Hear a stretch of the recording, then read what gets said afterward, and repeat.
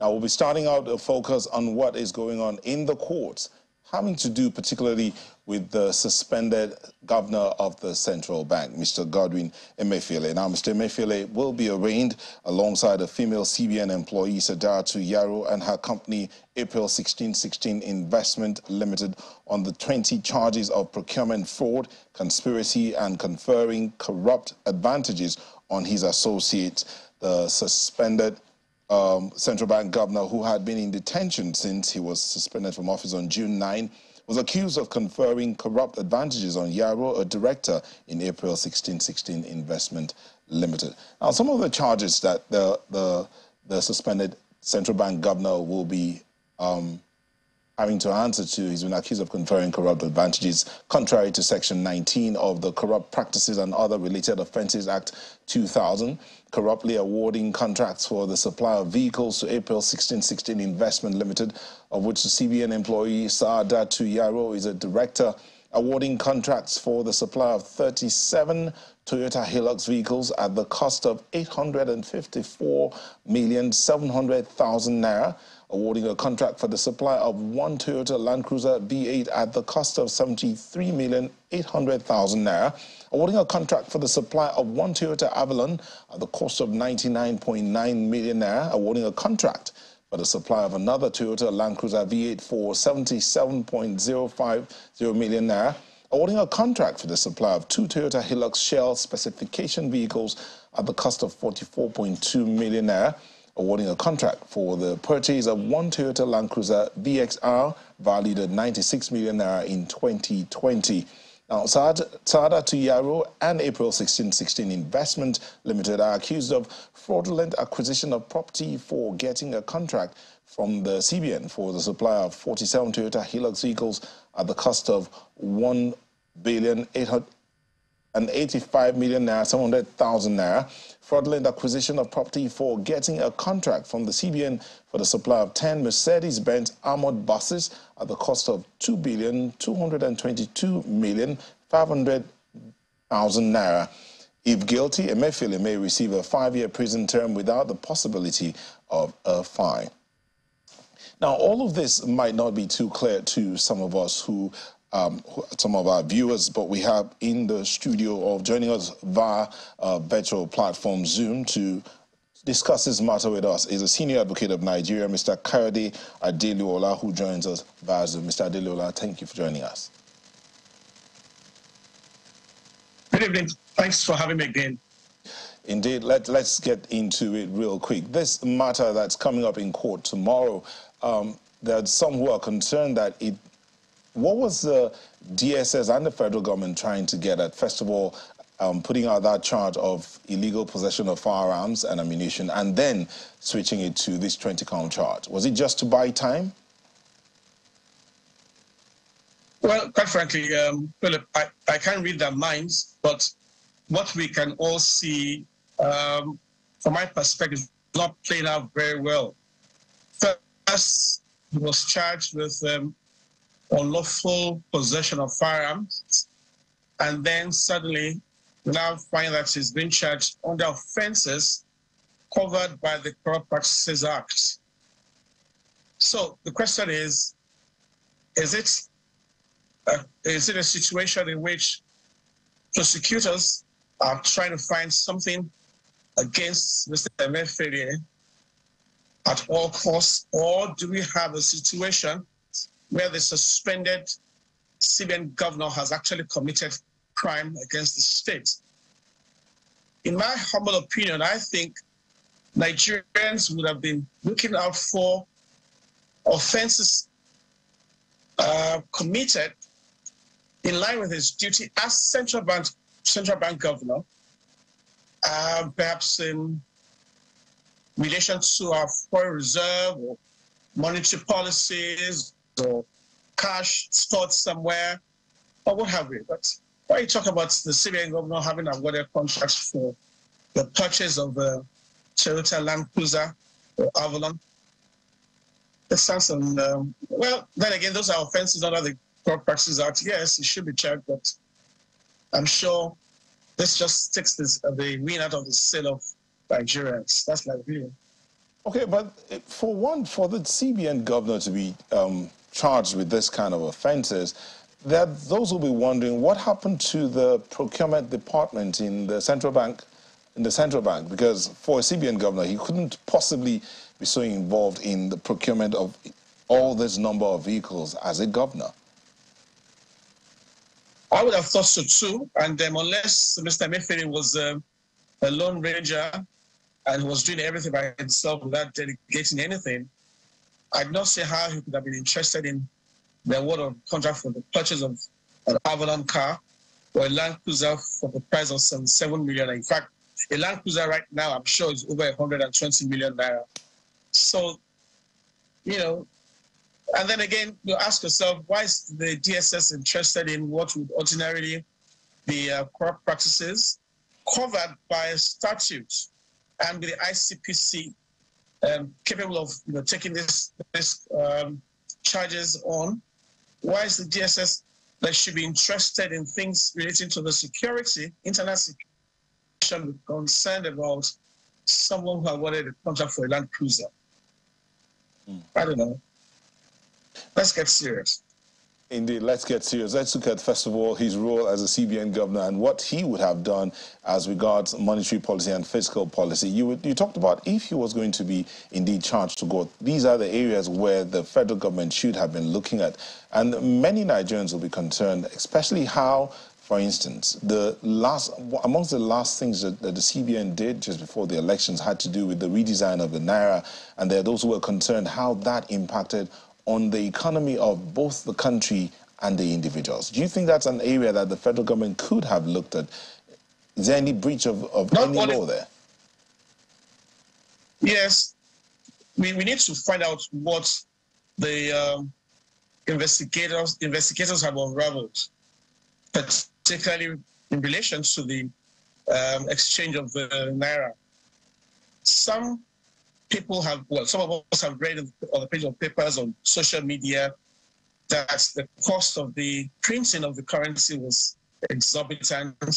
But I wanted to know if that's a fact, if any economic or financial crimes are related to that, then we would like to know, particularly because Nigerians were badly affected by the way the activities relating to the change of the currency were conducted. So those are things I would have wanted to hear. And if the man is not guilty or he has conducted his affairs well, then he should simply be allowed to go home. Otherwise, if we're going to be charging the CBN governor fraudulently, or quote unquote, awarding contracts for the purchase of the Land Cruiser, a lot of former ministers would also go to prison, I think. You know, these charges here all border on, as I said, bordering on fraud and, contrary to section, corrupt advantage, conferring corrupt advantage. Now, there are issues that many would think that the DSS would have focused on, considering the security of the country. All this had to do with procurement of vehicles and financial impropriety. Is this not a case of interfering in other agencies' duties? For instance, the ICPC that should be looking at financial crimes, and the EFCC. Wouldn't they have been better positioned to handle this? Yes, indeed. And added to that, added to what you have just said, I think the DSS has a lot more on its plate to investigate who are those kidnapping our competitors, who are those behind banditry, who are those carrying arms around various parts of the country. These are things that people would like to know. These are situations that we have had to live with in the last few years or so, and Nigerians would like to know if some of these people can be unmasked, taken to court, and tried for these crimes against humanity. That's against somebody who has bought a car or awarded a contract for the purchase of a Land Cruiser or Avalon car. But what would you think about it? I mean, it would be different, for example, if Mr. Emefiele had awarded a contract for the purchase of armored vehicles, then you would say, yeah, what do you intend to do with armored vehicles? Or he awarded contracts for the purchase of arms and ammunition. They would ask him, what were you going to do with those things? Those could be termed to be efforts at destabilizing the state. But the car, let's get serious. You know, you've used that phrase, let's get serious, a couple of times now. And are you implying that the DSS is not serious about this matter? Because this is a serious matter as far as the government is concerned. Philip, what I'm trying to say is that there are very, very serious things that we need to discuss and get down to business with. People were kidnapped in this country for so long. There were bandits. People were carrying arms and ammunition without let or hindrance. Those are people we must pursue. We want people to be able to go back to their farms without fear. We want people to go about their business. And I want to be able to drive from Lagos to Abuja at night and be assured that I get there safely. Those are important things that have impacted on the economy, on the social life of people. Those are things that we want to unravel. Those are things we want the DSS to deal with, and to deal with them promptly too. Promptly too. When you say this thing, then the question would be, is there a problem with how the laws are examined, or how the laws that guide the operations of the different agencies of government are crafted? Would that be something that needs to be looked at so that there's clear delineation of responsibilities, and at which point do the different agencies come together? Let's say this point. Look, all agencies, I'm sure without a doubt, know where the lines are drawn for them, without a doubt about that. I mean, you saw what happened at the Federal High Court the other day. The correctional facilities officers were then called. They wanted to take the same gentleman, Godwin Emefiele, into their custody. The ESS insisted on taking him, and there was this fisticuff on the premise of courts. Now, the question you ask is, even if there were some blurred lines and there was uncertainty as to where my own responsibility started and where yours ended, shouldn't they be able to sit together and say, what do you think we should be doing here? If they're not sure, they should be able to ask the lawyers and the legal departments. But we don't want to see DSS taking to court people who should be accused of crime under the Corrupt Practices or EFCC, or EFCC taking people to court when the police force should simply be doing it. And perhaps we should begin to consider streamlining these agencies such that we have huge departments of the police force that can do these things. We don't need to have too many agencies that can't tell where they start and where they finish. At what point would we begin to do that? If we have all of these agencies, because now we're talking about reducing the cost of governance, and there are those who are arguing. I mean, look at the Russell report that talked about merging some agencies of government to the point where we're cutting down the cost of governance, not necessarily laying people up, but reducing the cost of running all of government agencies across the country. At what point do we get there where we say, okay, enough is enough, this is where we need to draw the line? We are at that point now. Let us reduce cost of governance. Like I've had a lot of friends at discussion say that the optics are not very good. We find lawmakers buying for themselves very expensive cars. We find monies being distributed at a time.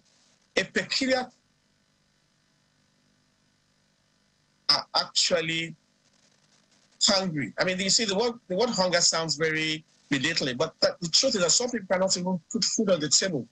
Well, you always find poor people in every society, but our situation is becoming dire, and so people who are in government must begin to act in a way that see them as being empathic, and the empathy they must show should not only be relating to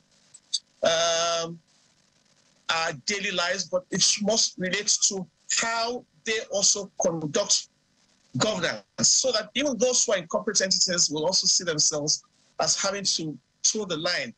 We should stop throwing money around in the face of those who lack. So we have a situation on our hands where we must begin to look at the cost of governance seriously and cut cost of governance, not only because we cannot even afford it, but because really and truly people must see that government also sees their sorrow, their punishments, their hunger, and their discomfort. You know, when you say we're at that point where these things should be put to the test, so to speak, there will be arguments, though, that many in times past there were lawyers who could stand up and say, okay, I'm fighting for the rights of the Nigerian. But at this stage, it appears the lawyers are more focused on making money for themselves and their families, not thinking about fighting for the rights of Nigerians. So some will say, where are the Gani Fayamis of today? Quite frankly, you hit the nail on the head there. Really and truly, lawyers have their different callings. And I'd say that there's some lawyers who believe that, they're commercial lawyers, they're corporate lawyers, and that's where they stand. There are those who are criminal law practitioners, and that's where they stand. And then there are those who believe in human rights. We all can't face the same areas of practice. That's true.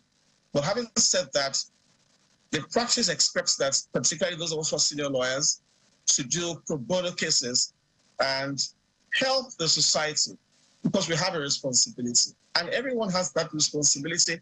Journalists also have the responsibility, because we have seen headlines that scream and take away the hope of common man. It isn't everything journalists must publish. It isn't everything that you must say, because some of those things also do not show sufficient empathy. And as such, we all must have our hands on deck. I quite agree that we must begin to have lawyers filing cases in court like the days of the late Chief Gani Fayamis, and to some extent some of our colleagues are still here. So I quite agree. We must, as the people generally, I'm not talking about a particular profession. I'm speaking generally. We must begin to see ourselves as our brothers' keepers. In seeing ourselves as our brothers' keepers, indeed, everyone needs to wake up, because the state of the country as it is, the economic situation and how it's impacting on everyone, I mean, everybody's feeling it at different levels. But some would say, what's the lowest hanging fruits that we can pick on if we're looking at the law, security, and the economy generally? At what point do we bring all of it together and say, okay, we're good to go as a people? Well, I like the fact that this current government has announced that they're going to attack food security frontally. Now, like the Yoruba people will say, once hunger has been taken off your list of issues concerning your poverty, then your poverty is greatly reduced. There is no reason why any Nigerian, no matter how poor, should go to bed without supper. We have the land to produce the food. We have the labor with which we can do it. And so everyone should have food to eat. But what has happened? A lot of people who used to even go to the farms can no longer go there because of the insecurity we just spoke about. So let's just give a lot of food to people to eat to start with. It gives them energy, gives them some measure of contentment. And then that also translates to employment.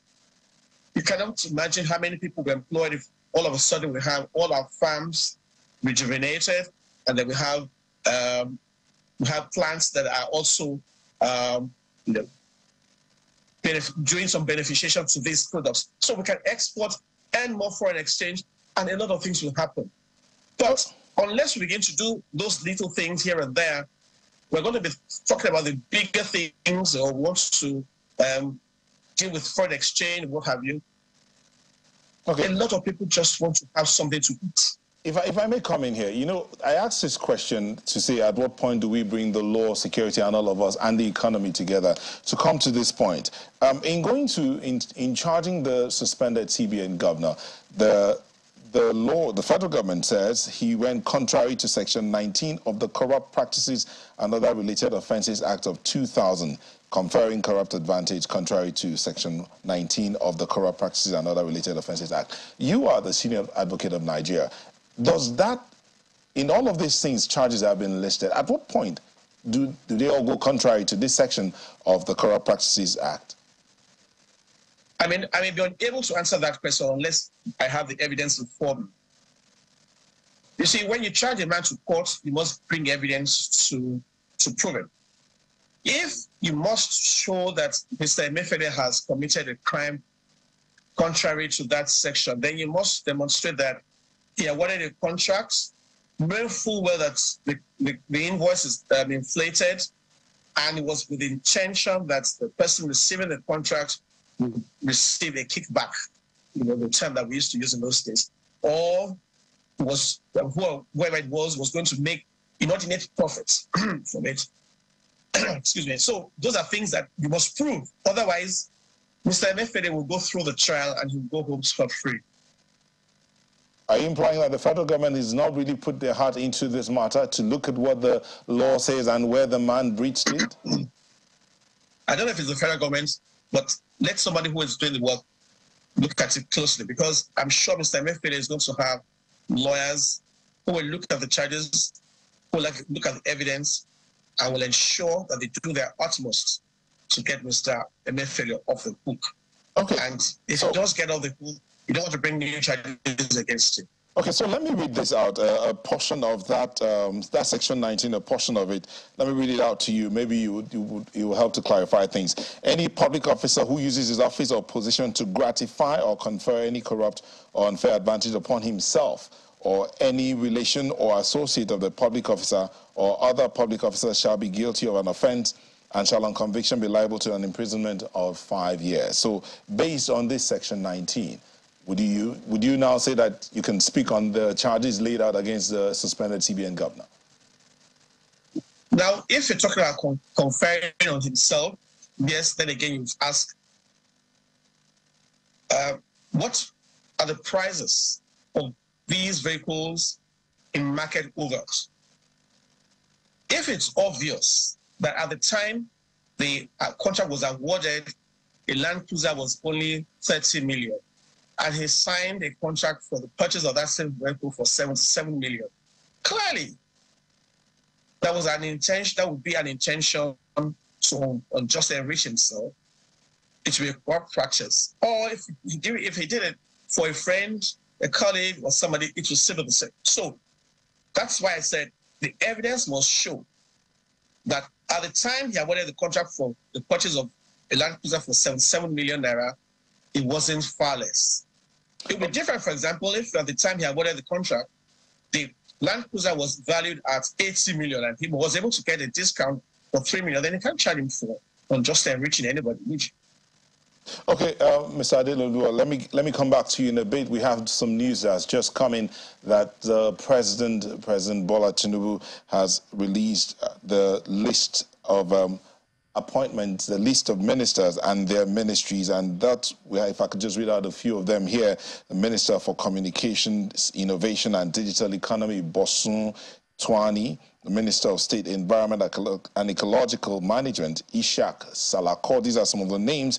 The Minister for the Federal Capital Territory, former Governor of Rivers State, Nyesom Wike; Minister of Sports Development, Senator John Owaneno; Minister of State Petroleum Resources, Heineken Lokbobri; the Minister of State Gas Resources, Ekberikbe Ekbo; Minister of Humanitarian Affairs and Poverty Alleviation, Betta Edu; Minister of Youth, Abubakar Momo; Minister of Aviation and Aerospace Development, Festus Keyamo; Minister of Works, David Umahi; Minister of Women Affairs, Uju Kennedy; Minister of State, Labor and Employment, Nkiruka Onyeji-Ocha; Minister of Innovation, Science and Technology, Uche Nnaji; Minister of Industry, Trade and Investment, Doris Anite; Minister of Transportation, Adegboyega Oyetola; Minister of Tourism, Lola Ade John; Minister of Solid Minerals Development, Dele Alake; Minister of State Health and Social Welfare, Tunisia Alausa; and Minister of Power, Adedayo Adelabu. I'm sure there will be more on this list coming out, but let me ask you, Mr. Adelolua, what do you take? What's your take on this list as released by the presidency? Well, I have only listened to them just now that you're reading that to me, but I can say for one that if Mr. Nyesom Wike is going to be Minister for Federal Capital Territory, it sounds to me like that will be the first time a Southerner will be the Minister for Federal Capital Territory. Correct me if I'm wrong. And then Mr. Dele Alake, in charge of mineral resources. Well, I don't know how much exposure or experience he has with that.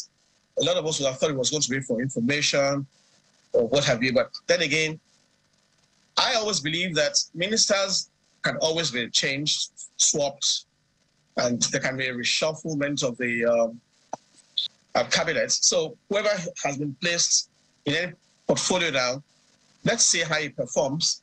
I don't know what my Leonard Silk, Festus Keyamo will be doing in innovation. But then again, let's see. But therefore, let's also bear in mind that we must get to a point where people who know what these ministries are about should be placed in those ministries. We don't want people to learn on the job. We haven't got that time. We haven't got that time. Well, there are those who, as I said earlier, we're sure that there'll be more on this list. For instance, we've just heard about the Minister of State for Health. We've not heard about the Minister of Health, the substantive Minister of Health. But you said something earlier about people who understand the different ministries placed in those ministries. It would appear that, for one, when the minister works, according to this list, is former governor of Ebonyi State, and there are those who would say that is a good choice for the Minister of Work, seeing what he did when he was governor of Ebonyi State. Would you agree with that? Well, then again, you see, as I said, you need people who know what they're doing. Now, what they're doing may not necessarily mean what they studied in university or what their professional calling has been. It could mean that they have, like you said, if the governor of Ebonyi State has done well in Ebonyi State and we believe that he can do very well also as Minister of Works, so be it.